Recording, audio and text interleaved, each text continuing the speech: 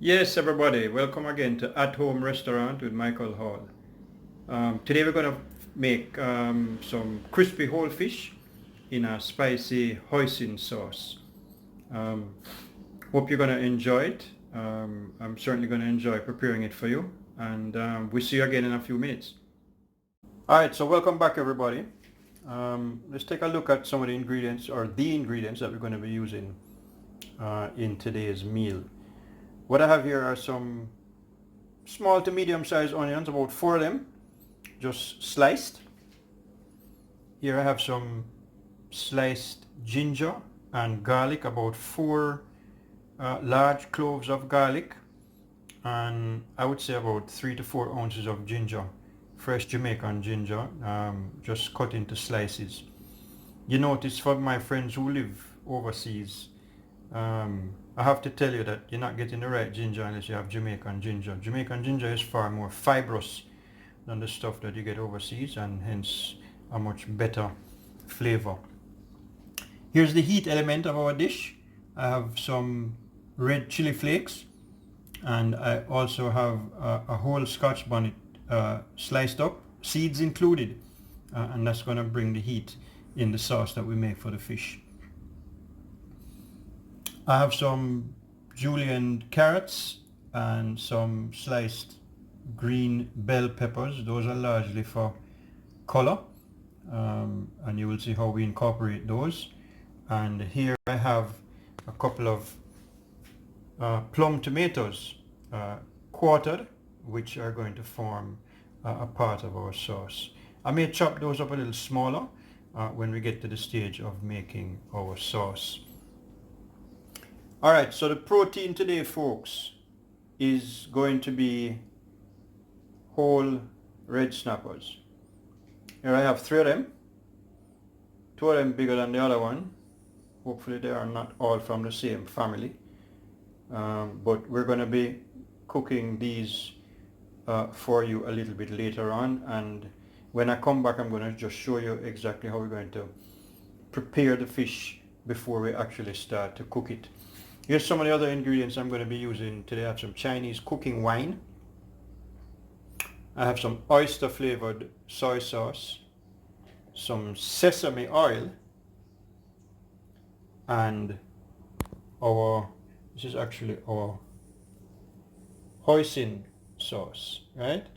Lee Kum Kee. So I guess it's an unashamed plug for Lee Kum Kee, but I really think that among the people or the companies that make oriental seasonings and sauces, I have them right at the top of my list.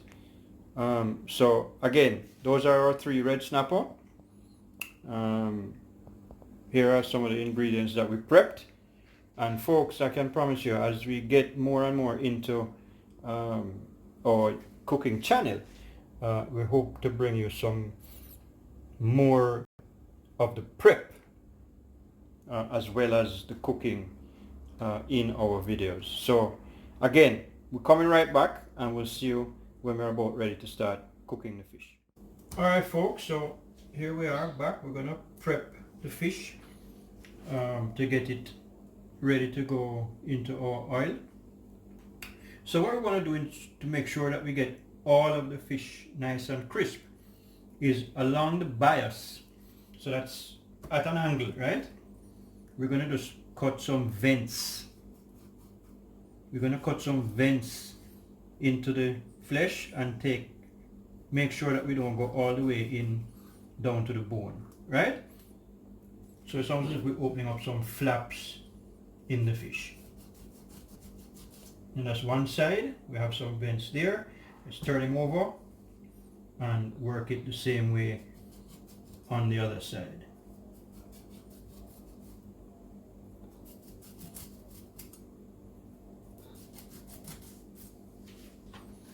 Do that for all 3. Just so on the bias, just at an angle. Flip him over, and let's get there on the other side as well. Make sure your knife is sharp so that you're not buck shuffling, as we like to say. Last one.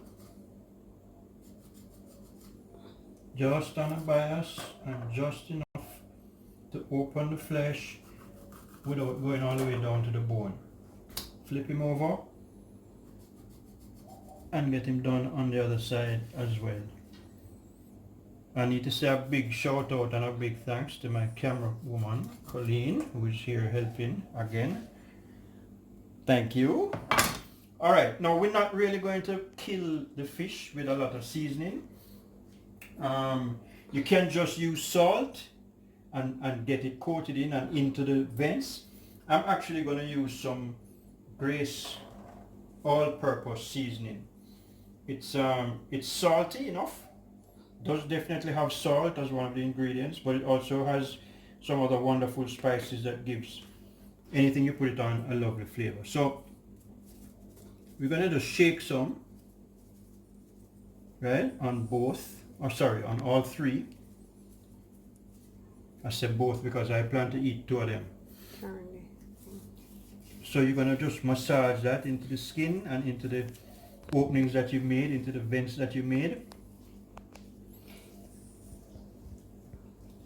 Don't be afraid to get your hands dirty, folks. That's all a part of cooking. Turn these boys over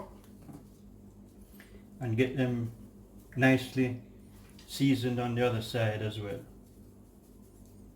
You notice I'm not going inside the cavity of the fish, but that's because after it's fried and I get that lovely spicy hoisin sauce on it, then that's going to find its way down into the cavity, right?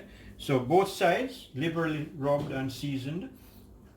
Very simple, just this all-purpose seasoning, nothing too elaborate here. We put that on now, and we're gonna come back in a minute after the oil is hot in our wok, and we're gonna fry the fish. And while they're frying, what we're gonna do is make our spicy hoisin sauce, which will be added at the end. Alright folks, so we've heated up our oil, and I'm using canola oil in the wok. The heat is on very high, and I'm just going to now get my fish in the oil. Give you an idea of how hot that oil is, and it does need to be that hot to make sure that the fish fry nice and crisp. You can already see them reacting to the oil, and that's exactly the temperature that you want the oil to be at, yeah?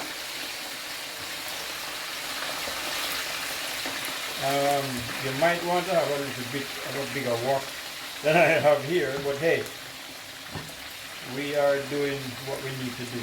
Now, based on the size of these fish, I'm going to suggest to you that you probably want to do each side for about 6 minutes. So after 6 minutes, you're gonna get a spatula and just lift up gently and see what the other side looks like. It should be nice and golden brown and crispy.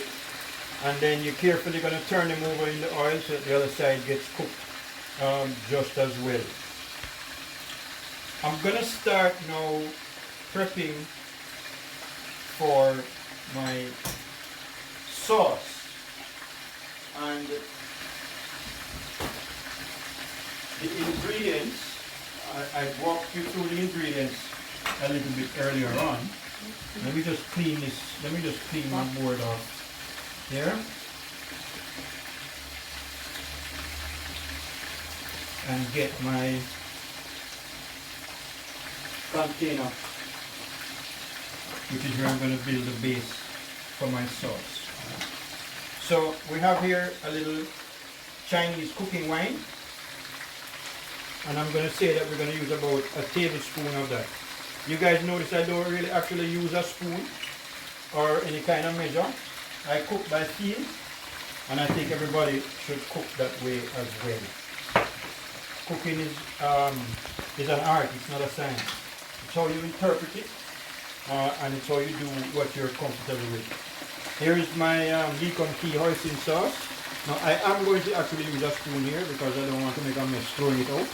But I have a very large tablespoon which I'm going to put into the Chinese cooking wine. I have here some pure sesame oil, which is the preferred oil actually if you're going to do any kind of oriental cooking. It does have that nutty flavor. So I'm going to put about 1.5 teaspoons of sesame oil. Start to incorporate these.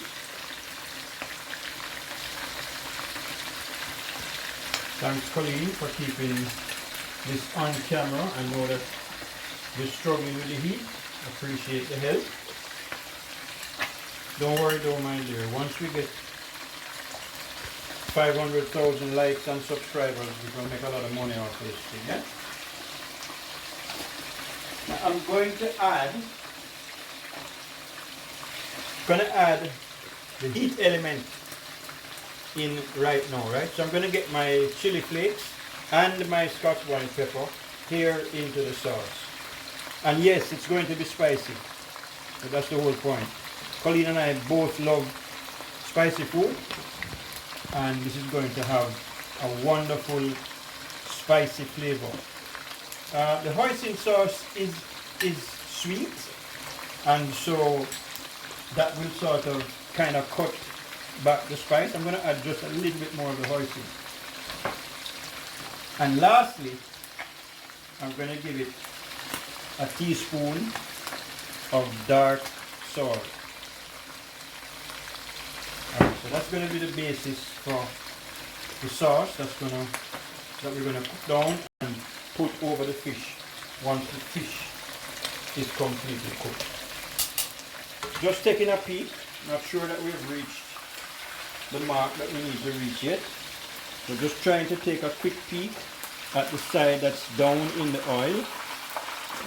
Looking nice, but could probably crisp up a little bit more. I think we probably have another 2, maybe 3 minutes with the fish on that side before we can turn them. So we're going to come back once we're ready to turn the fish so that we can give you an idea of the types of kitchen utensils that you should use to turn it so that you don't make the flesh break away and the fish fall apart. So we'll come right back in a few minutes. Right, everybody, we're getting ready now to turn the fish over onto the other side. So I have my tongs and I also have a lifter. And we're going to just take our time, hold the fish together and turn him over on, what we're supposed to be doing, eh? We're supposed to be turning him over on the other side. And sometimes I will just get in and maybe forget about the utensil. And let's try and get him to turn, not cooperating, but let's see what happens now.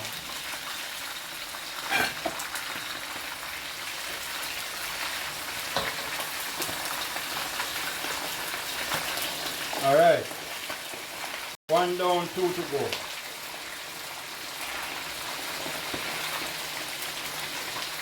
So Colleen, come in and let's let them see the color there. You can see that it's got a nice brown color, nice and crisp. You can see the oil getting into the fish where I cut the vents. So that's 1 turn, and we're going to do the same for the others. And then when they're finished cooking, we'll get them out, let the oil drain, set them in our plates, and then quickly put together our sauce so that you can see what the finished dish looks like. Soon come back. Alright, so we do have both sides done very nicely. I'm just going to lift each fish out of the wok and put it in this thingamajiggy here. Not even sure what it's called, but just to try and drain off the excess oil. We'll set this one aside.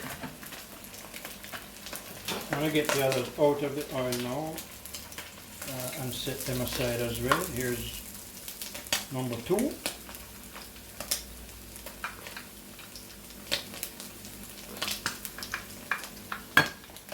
Set this one aside also. And here is the last fella. Alright. What we're going to do is turn this oil down to a much lower temperature. I'm going to set this fish here in the plate as well. So we have two here and one here. No points for guessing whose plate has both in there. But you know, if Colleen wants some of the second one, she'll definitely get it, yeah? Let's just get rid of some of this excess oil. I can feel the fish. It's got a nice crisp texture, yeah? And this oil, I want to get rid of some of it, most of it in fact, because I'm going to use what's left as the base for my sauce. So I'm just going to dispose of some of this oil, and then I'll come right back and show you how we get the sauce built. Alright folks, so I saved back about maybe 3 tablespoons of the oil from that we used to fry the fish, and to that the heat has gone down to just a little less than medium, and to that I'm going to add my sliced garlic, all of my sliced garlic. And you'll remember from a previous show that you don't want to keep your garlic alone in this oil for too long. To everybody who was concerned before, here you go, no more knives or spoons in my cooking utensil, in my wok. So the garlic is already getting a nice golden color, and I'm now going to add most of my sliced onions as well. I'm going to turn the heat down just a little bit also. So I have my garlic and my onions. The aroma is fantastic, really nice. Sweat these down. I'm also going to add now some of my bell peppers and all of my sliced ginger. Lovely mix taking place here. Onions getting nice and translucent, nice and soft, and the bell peppers will be soft, but as I said before, any green vegetable that I cook, I like it to have a bit of crunch. Those are sweating down, I have sweated down actually very nicely. The aroma is fantastic. And I am now going to add the sauce that I made. And again, we had some Chinese cooking wine, some dark soy, a little bit of sesame oil, about 2 or 3 tablespoons of hoisin sauce, some red chili flakes, and a whole Scotch bonnet, including the seeds cut up. And I'm just going to add this liquid now to the aromatics that are in there. And right away, we're getting the Scotch bonnet. Yes, and there was Colleen cursing me again for using the spoon. She's right. I just said I wasn't going to do it, and there I was doing it.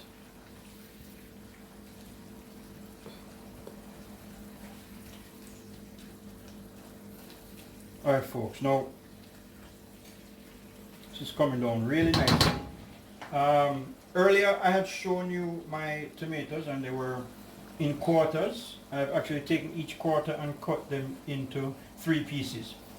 So smaller pieces of tomato. Now these tomatoes will give a nice bit of acid to the sauce and blend very well with the ginger, the onions, the Scotch bonnet. It's a pity you guys can't smell this because the smell is absolutely amazing. Absolutely amazing. I'm going to turn the heat, the flame, well the heat, it's not a flame, the heat up a little bit, and to this I'm going to add about a 1/4 cup of water. So I'm actually putting the water in the bowl that I had the sauce made in and just get up all of the remnants, the chili flakes and whatever sauce was stuck to the side. I'm going to add the water, and then I'm going to allow this to reduce just a little bit so that it has a nice thick consistency. Now there's no way that I or anybody else who is cooking for that matter should not try a little quality control. So, and if you think it's joke I'm making, Colleen, let them see the quality controller, man. Hello. Yes, here I am tasting my sauce.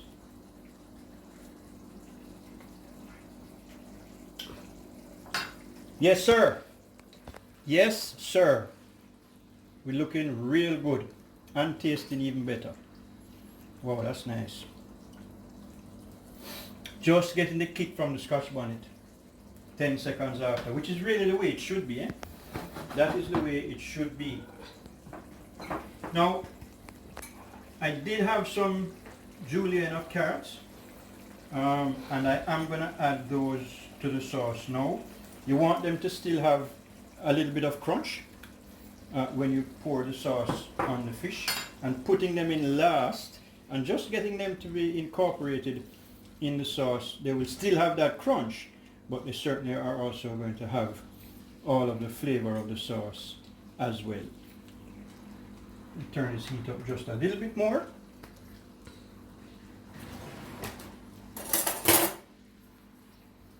And let it come to a nice boil. So it already has a lovely thick consistency. So we're not going to mess around with it too much. Look, folks, we are almost ready to plate and present. Colleen, you can just come in on the wok and just let folks get an idea of how it's coming together. You can hear that sound. You can see the steam coming up. The bubbles tell you that it is definitely getting to the right consistency. And what I'm going to do now is I was going to just shear the sauce from the wok, but I'm getting the evil eye because I can't put my spoon in there. So what I'm going to do is... You can. Alright, you know what happened? They will take the hindmost. Let me turn this off and let me get my sauce, all of this goodness, onto this lovely crisp red snapper.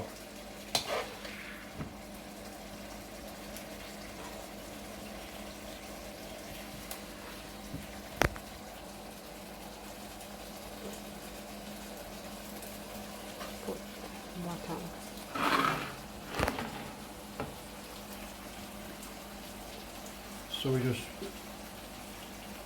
making sure that we got lots of the sauce on the fish and some on the side so that it can be sopped up with your favorite piece of bread. Alright folks, so there you have it. Crispy whole red snapper in a spicy hoisin sauce. Bon appetit. Until next time, this is At Home Restaurant with Michael Hall saying bon appetit, hope you enjoy.